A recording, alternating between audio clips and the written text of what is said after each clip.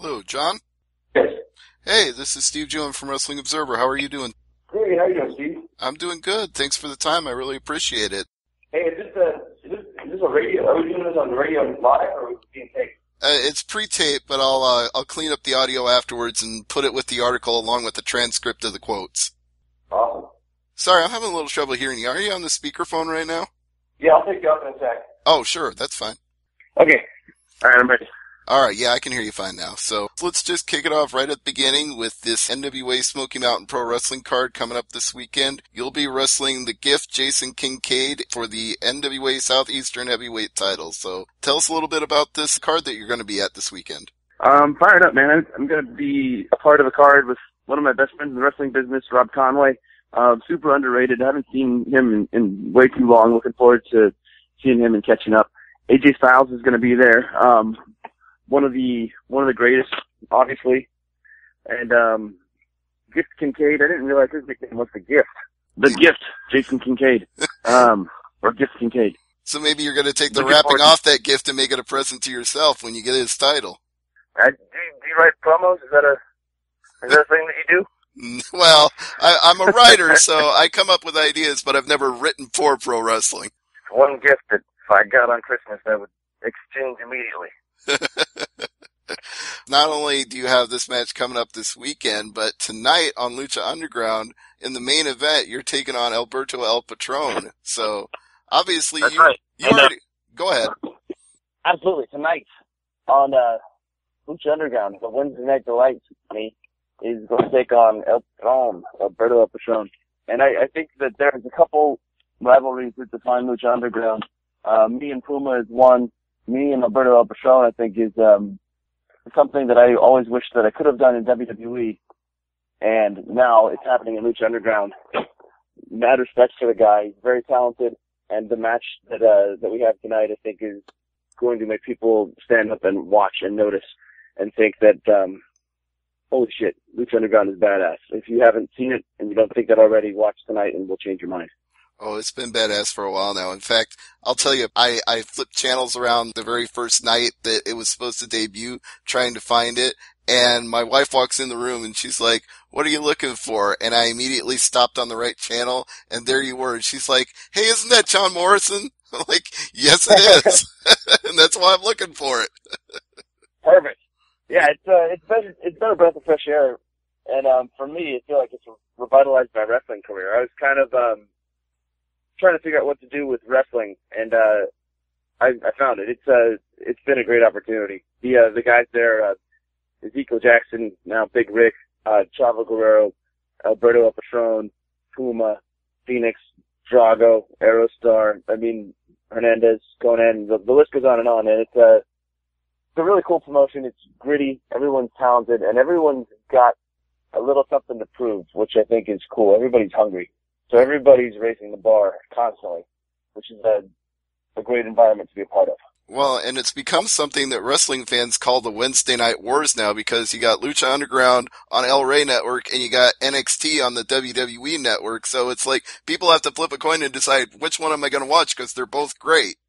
A lot of people are saying that shows on Wednesday nights are better than any other wrestling show that you'll see. I agree with them.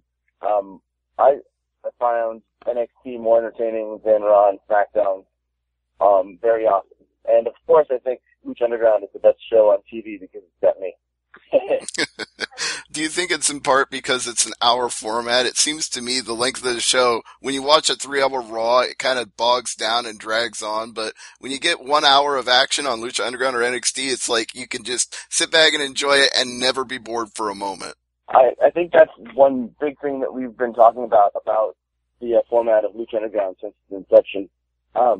People's attention spans are shorter these days, and Lucha Underground is an hour. It's hard-hitting. It's fast. There's no 15 to 20-minute promo segments. It's not 3 hours, and it hits hard and it hits fast. It's cool. Well, you hit hard and fast too, so that makes it an even better fit as you're coming out there flying around doing your amazing acrobatic aerial moves and wowing the crowd every time. And it's got to be really nice for you knowing that you get this very short trip, that it's California based. It's not like going all the way to Kingsport, Tennessee for this weekend's NWA show. You're pretty much filming in your backyard. Absolutely. It's very convenient. It's 10 minutes from where I live, which is amazing. Perfect for me. You worked with Alberto El Patron for this main event, and you two had previously crossed paths in WWE back when he was Alberto Del Rio and before you were Johnny Mundo, but it wasn't a chance to really get to showcase the best of what you're both capable of, and now with this format with Lucha Underground, it's kind of like the shackles are off and you're both free to go out there and do everything you want. The shackles are off is a good way of putting it. A lot of times people feel handcuffed on the road with WWE because you can only do so much, and there's no handcuffs, there's no shackles in Lucha Underground, and me and Alberto have the opportunity to paint whatever we want on the canvas with no restrictions. So it's a really cool feeling. I'm really excited about tonight. I'm excited for everybody to see this match, and I think it's going to be worth everyone who's listening to this time to find the LRA Network and tune in tonight and watch me versus Alberto. Oh, indeed it is. And I know there's still agents and producers and everything in every organization, and some of them are actually from WWE. There's a few other WWE people that are working behind the scenes that I've heard about and know of, like a guy they used to call Big Dick Johnson is one of the guys that's working in Lucha Underground. But yeah, there's a ton of WWE. So there's Chris Roach, Matt Solman, and all the writers from Lucha Underground. They're former WWE writers, all very nice guys. Work with them. Eric and Wagner produced and Tony Jensen also. Both produced the Stone Cold Steve Austin Tough Enough. And I had the opportunity to meet both of them when I did the guest spot on that show for the Challenge Ropes course. And it's a good mix of people that have had experience in wrestling, reality TV, and filmmaking. So it's a cool mix. There's a lot of people with a lot of different things and experience from different worlds going on right now in Lucha Underground. Yeah, I do like that, the mix of different styles and different creative people that's involved in it. I've tried to explain it to other people when I talk about Lucha Underground if they haven't seen it, and I say that it exists within its own reality. And when I say that, I mean it as a compliment, because sometimes pro wrestling tries too hard to bring in the shoot reality aspect and make you think everything going on, if this was a real fight, these people would really be doing that. Whereas Lucha Underground, it draws in the mysticism and the mystique of this dark, grimy warehouse, crazy people, and the owner, Dario Cueto, who's, a mad genius. It just feels like it's a movie, but it's pro wrestling. It's the best way I can put it. I totally agree with you. And, when I was a kid, that's what I fell in love with. The Bushwhackers, The Undertaker, Macho Man. I feel like all those guys were larger than life, and they weren't necessarily reality-based. And that's what I liked. When I was a kid, I liked the mysticism. I liked the larger-than-life aspect. And Lucha Underground infusing that mysticism and those aspects back into wrestling, I think, is a breath of fresh air. Now, when you do stuff like this NWA Smoky Mountain show this weekend in Kingsport, how do people recognize you these days? Do people still call you John Morrison? Do they call you Johnny Mundo? What's the level of awareness out there for Lucha Underground when you go on these shows? It depends where I'm doing the shows. I'd say, for the most part, I'm getting recognized as John Morrison. But the tables are turning. I've been several times, walking around Los Angeles, and someone will say, hey, are you that wrestler? Are you a pro wrestler? And I'm thinking they're going to say the John Morrison from WWE, and they're not. They're saying Johnny Mundo, which is pretty cool. It's pretty cool to see that shift in public recognition. So this is another funny fact. I get a lot of lucha chants when I'm wrestling places, and I think that just goes to show that the fans are appreciating Lucha Underground. When I was wrestling AJ 2 months ago, I thought this was a pretty good example of public opinion of wrestling shows. The beginning of our match, the bell rings. We're getting huge, lucha chants, lucha for me, and huge fuck TNA chants for AJ. Oh, well. Which, it was I agree with you. I agree with you guys.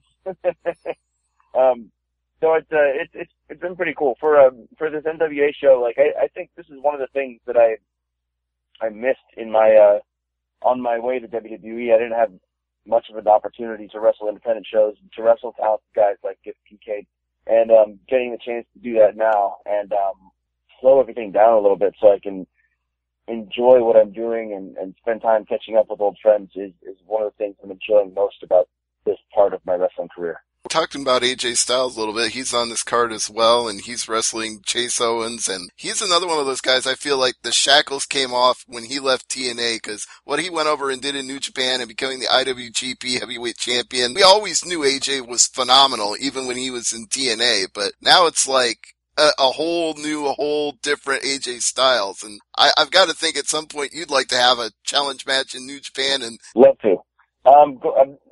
Going to Japan is one of the things that's on my bucket list. And I've been to Japan with WWE, but it's different working for a Japanese federation. So working for New Japan would be awesome. Getting to wrestle AJ in Japan would be even better. Yeah, love to. Maybe I'll even talk to him about it this weekend. well, sure. I'm not trying to play Booker Man over here, but as somebody who's not just a writer but a Oh, fan. man, you're back there, you're writing promos, you're booking angles. Well, if I could book an angle, I want to see AJ Styles and you in Lucha Underground, and then Dario Cueto comes out and tries to interfere, and you lay him out. That's a good angle. I think me and AJ anywhere would be good. Yeah. Dario, by the way, I think is killer. He's one of my favorite characters of all time in wrestling. Like, and he's risen to the occasion and made a lot of people notice him very quickly. One of the things that I really get a kick out of is when they put the little vignettes of him on YouTube, and he starts talking about things that the secrets of the temple, how the canvas for the ring was made out of different animal skins, and then he goes, I can't tell you which. You're not ready. It's like, wow. That's what I need from wrestling is not just a guy who's a heel to be a heel, but a guy who's got this evil plan that he's not even going to tell us. Right. And you find out a little bit more. And then there's a couple of things on Lucha Underground that haven't become public knowledge yet. That when I heard, I was like, "What? Holy shit! You're doing what?" So I think there's a lot more of that in store as well. Well, speaking of things that aren't public knowledge, everybody believes that there's a second season coming and that it's going to tape in August. How close to confirming that can you come right now? I believe that as well. I would say this is true for wrestling and entertainment. Don't believe anything till it's actually happening. I think based on the success of season 1 that there will be a season 2, and I believe the tapings are going to start in August or September. But yeah, I'm not in a position to 100% confirm or deny anything. Right. And it seems like there's a lot of things that are at play right now. Like, I know right now it airs on Unimos, but I know it's also being shopped around to Azteca and Televisa and a few other places. So the audience size in, the lucha markets that are traditionally like AAA and CML could keep growing, and some people even think it might surpass them in time. If it starts airing on Televisa or TV Azteca, it certainly could. And I think it could surpass a lot of promotions very quickly. I think wrestling, historically, has been powered by television. That's what Vince McMahon did when he started putting all the territories out of business when he had TV in New York. It's just people watch TV, and the amount of people that watch TV is so much higher than go to a live wrestling show that I think if Lucha Underground gets one of those big deals, it is on millions and millions of homes in Mexico, Central and South America, that it could become an animal that is a very big part of the wrestling business. If it gets to that level and it stays the same show that we all love and enjoy right now, is it possible that the Temple will go on the road? Are we going to start seeing Lucha Underground on tour? You're just asking a bunch of hypotheticals. It's possible. Anything's possible. If it was up to me, it would stay in the Temple for another season. But I think in entertainment, you follow the money and the demand. And if there's demand for a lot of lucha live shows, then sure, it'll go on the road. Well, and speaking of in demand, like on this NWA Smoky Mountain show this weekend, I'm sure that's not the only gig you've got coming up. I'm sure there's plenty of dates that you're working when you're not taping Lucha Underground. June 5th and 6th in Halifax for a promotion out there. I've got the Lucha Libre World Cup on May 24th, which is for AAA in Mexico City. And I've got a bunch of other stuff lined up too that I'm trying to think about right now, but I can't think about the times and dates. Aside from that, I've been doing a lot of acting and writing and producing of movies, which is one of the things that I left WWE to do specifically. It's one of the things that was one of my first dreams when I was in high school and college. And been working on a movie called Boone the Bounty Hunter that is hopefully going to be done at some point in the next couple of months, and I'm really excited for wrestling fans and just people in general to see it, because I think it's going to impress a lot of people, and I think it's just going to be a movie that people see and think like, man, that was a good-ass movie. Who's putting that movie out, by the way? Who's the studio behind it, and who stars in it with you? Well, it's right now the cast is me, Rampage Jackson, Kevin Sorbo, Osric Chow, Spencer Grammer, Lorenzo Lamas, Jonathan Lipnicki, Richard Tyson, and there's no studio behind it. It's an independent film. So where it's going to end up and what's going to happen with it have yet to be. Well, with that kind of lineup, I've got to think there's got to be a few people bidding for it. I mean, how often are we going to see John Morrison, Kevin Sorbo, and Rampage Jackson all in one movie? Exactly, right? Now we're talking entertainment. Yeah, I'm mind blown trying to picture that scene if all three of you were in a scene together, what that actually looks like. In my head, it's wild. It's going to be a pretty crazy movie. It was funny when we were on set that day. Like Rampage was like Rampage. Everyone recognizes him; he's a household name. But when he said Sorbo, he was like, "Oh man, John, I got to get a picture with Kevin Sorbo." I wanted to hurt this all the time when I was growing up. So that was a really fun day having all of us around. Did you get a chance to catch his UFC 186 fight in Montreal? Did you see that at all? Yeah, good for him, right? He's back. Well, Bellator's not happy about it, but he's sure happy about it. You know what? Like, as far as like promotions and fighters go, like, this is true for wrestling and MMA. Like, I really believe that wrestling is about the crowd and the person, and the promotion provides a canvas for the wrestler to create entertainment. The same thing with fighting. Fighting is about like a fighter, two fighters, the people watching fight. And it sucks that promotions take so much money from the fighters and the wrestlers. And it's important to have a good production behind you to support the vision and to showcase what you're doing in the correct light. But for that matter, like, fuck Bellator and fuck UFC and fuck every promotion, because I think they take way too much from the fighters and the wrestlers. But clearly you're not feeling that way about Lucha Underground. They're not taking money out of your pocket right now. Well, I mean, I'm happy with how that they're treating their talent, yeah. But at the end of the day, like, really wrestling is about the individual, like, I think the individual wrestler or fighter or person, I think, always gets put a little bit on the short end of the stick, because you don't realize what that person is giving up to wrestle or fight. I mean, you hear about, like, an amount of money that somebody gets, like, I don't know. Let's not talk about Mayweather and Pacquiao, what they got for their fight. Yeah, it's a little out of the range, right?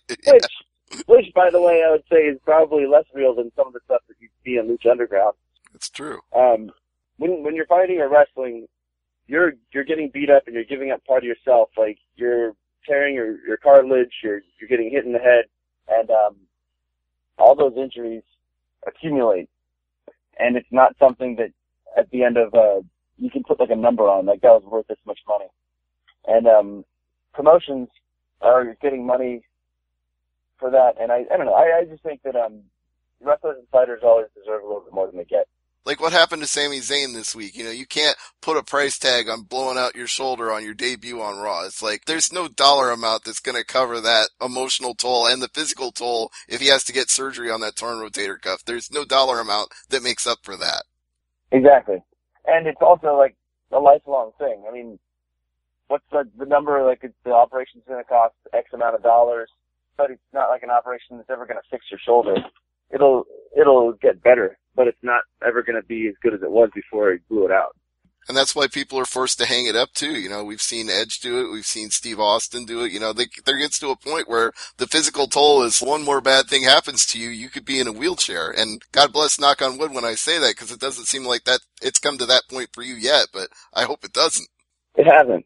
It hasn't, thank God, but it comes to that point for everybody eventually. And I do everything I can to prolong my career. A lot of functional training, stretching, warming up, and thinking about training like a scientist. I have a fitness program called Out of Your Mind Fitness, which I think has put years on the end of my career, just by the way that I'm training. And the idea of that is functional training your body to do what it was meant to do, which is move, is the best for injury prevention, and also aesthetic and strength and performance. And instead of working out like a meathead with facial hair, putting a lot of weight on a bench and just trying to like max out and get big, I'm training like an athlete who's going to compete in the Olympics. But a lot of functional training, and I think that's why I'm able to do what I'm able to do right now. That's Out of Your Mind Fitness. If anyone listening is interested in getting into shape of their lives. Well, how do people get Out of Your Mind Fitness? Is this like something they can check out through your website, or do they have to order it from what's the way to get it? Yeah, www.outofyourmindfitness.com or www.ooymfitness.com. You can follow at OOYM Fitness on Twitter, or follow me at The Real Morrison on Twitter for more information about Out of Your Mind Fitness.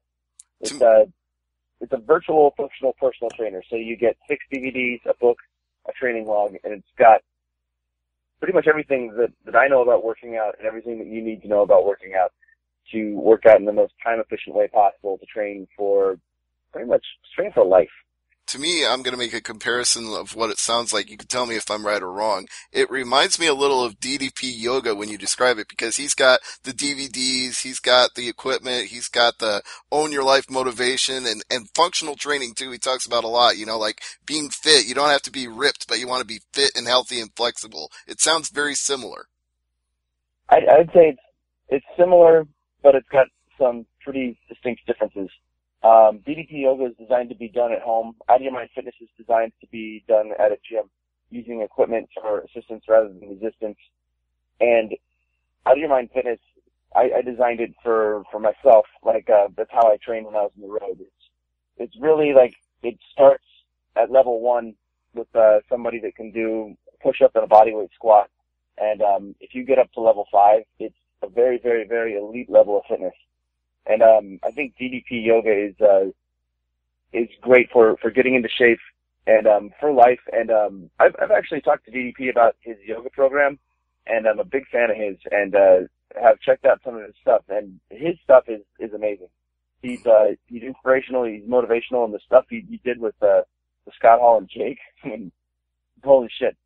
The difference between that and Out of Your Mind Fitness is it's not necessarily as heavy into yoga. It's playing on some traditional bodybuilding mixed with parkour, martial arts movements, and some yoga and Pilates. And it's just a different concoction of fitness stuff. And for me, I designed it to train to perform at the highest level of athleticism. Now, I've got to imagine if you get the DVDs for Out of Your Mind Fitness, you're probably not having people do parkour in those DVDs, right? That's probably on a level most people trying it out wouldn't be able to. No, it's a fitness program, so it's designed to prepare you to do whatever you want to do. And there's some specific parkour moves, like a tic-tac or just a standing jump that are integrated into the workouts, but you're not doing parkour with the DVDs. This is a fitness program. I only ask that just to be clear because, I mean, with the name The Prince of Parkour, I know you've got those crazy moves, and every now and then we get to see them as they're incorporated into Lucha Underground and the other places you've been as well, but you can't just go straight run up a wall for a fitness exercise. That's not going to work in a traditional sense. No, definitely not. How long have you been doing parkour? Is it something that you did like in your early childhood that you just carried with you when you got into wrestling, or where did it start for you? Then for me, I didn't really start flipping and tricking until I was in college. I was a wrestler and a pole vaulter in high school. I was a team captain of the wrestling team and the pole vault team. And parkour, to me, is something that Jackie Chan started. I mean, Jackie Chan was the person that put, I would call it like free running, martial arts tricking on my radar. And I know he often cites Buster Keaton as the person that put it on his radar. And I feel like it really came into like pop culture, like 2005, 2006. David Bell, the movie District 13 that he was in, and then it was in that Bond movie Casino Royale as a parkour chase scene, and it started blowing up. And now it's multiplying. It's bigger than ever. I think I I started messing around with gymnastics and like action choreography and martial arts tricking when I was in college, and I've been doing like dabbling for the last 14 years in gymnastics, parkour, and tricking and stuff. And specifically, when the term parkour was coined in 2005, 2006, it suddenly became a thing where there was tons of moves that started to become cataloged and honed and taught. And so what you see now is like an explosion of skill, just kind of like the same thing that happened with skateboarding. Like, instead of just skateboarding down a hill, now people are doing like double kick flips, or doing crazy stuff on a half pipe. And it's because it just became popular and everyone started doing it and learning the basics, and it became easy to cue people how to do the basics, and the knowledge base blew up, and it just became its own phenomenon, which is exactly what happened with parkour, and it's continuing to happen now. Well, it also kind of sounds like what happened with the X Games, too. When you see people like Shaun White doing all these crazy moves on a snowboard, then you had this explosion of people who were, yeah, I'll do the tomato. It's like, no, you can't. You're not Shaun White, but go ahead and try. Exactly. And then you get video games and the merchandising. Merchandising. Well, speaking of merchandising, that's one more thing I want to ask you, because I know we got to wrap it up. You got a million things to do, but when are we going to go to the store and see like Lucha Underground merchandising? I know that's probably not something you're involved in, but at the same time, I'd like to go like see the temple in the store and then see like a Johnny Mundo figure and a Prince Puma figure, and that would be great. I think wrestling fans could connect with it on a whole nother level if there was Lucha Underground toys. I'm with you 100%. If it was up to me, I would hope they would do like the old school He-Man type stuff, where they're like you could buy like the Castle Grayskull and like all the accessories, like you're right, like the big temple, the ring inside, all the action figures. I think right now Lucha Underground is exploding, and they've got so many things they need to do. They need to figure out season 2. Are they going to be doing live events? Where is season 2 going to air? Are the TV tapings going to move around, or is it going to stay in LA as the home base? Action figures, potentially. Video game, is that going to happen? Endorsements with products, sponsors. I think right now they're just trying to take a moment, breathe, formulate a plan, and then execute that plan. And I know that they've thought about everything that we're talking about, and I've brought the same conversation up to the producers and people behind the scenes of Lucha Underground, so it's definitely on their radar. Well, that's good to hear. So hopefully before long we'll be seeing everything Lucha Underground in the store. We'll see DVDs, t-shirts, we'll see toys, who knows where the sky's the limit for what could be out there. Yeah, definitely. And the sky is the limit this weekend, too, in Kingsport, Tennessee. Collision Course 10, Saturday, May 9th at the Civic Auditorium, bell time 8 p.m. You're in the main event with the gift, Jason Kincaid. So, as we wrap it up, what else do you want to say about Kincaid and this phenomenal event, no pun intended, where AJ Styles, Rob Conway, and so many other people are on the card? I would say if you live within driving distance of Kingsport, Tennessee, get your ass there. Gift Kincaid. You're listening to this. I saw a bunch of those YouTube promos and things you've been making about me, cutting promos on me. I'm not planning to go all the way to Tennessee to lose, so you better bring your A game, because I'm planning on bringing mine. And I think win or lose, the true winner of the night is going to be the fans in attendance at Kingsport. And it's also going to be the fans who are watching on GoFightLive.tv, because if you're not within driving distance at Kingsport, you can still watch the gift, Jason Kincaid and John Morrison one-on-one. You can still watch it live on GoTV. Everybody tune in. The Jontourage. You know who you are. Watch me beat up Jason Kincaid this Saturday night. Watch him on Saturday night, and don't forget to watch him on Wednesday night as well. The Wednesday Night Delight on Lucha Underground.